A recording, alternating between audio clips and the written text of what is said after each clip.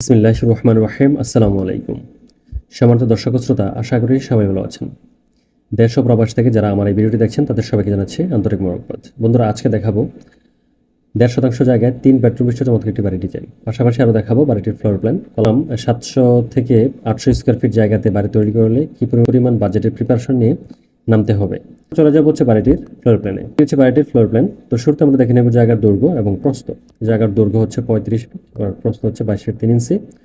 Total usable space অর্থাৎ জায়গার পরিমাণ হচ্ছে 758 স্কোয়ার ফিট জায়গা, যা শতাংশে কনভার্ট করলে হয় 1.5 শতাংশ জায়গা। তো বন্ধুরা, শুরুতে হচ্ছে আমাদের সিঁড়িটি।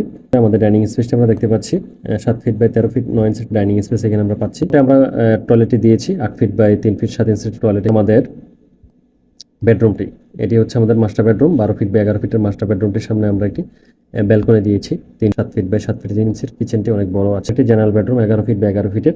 এই বেডরুম দিয়ে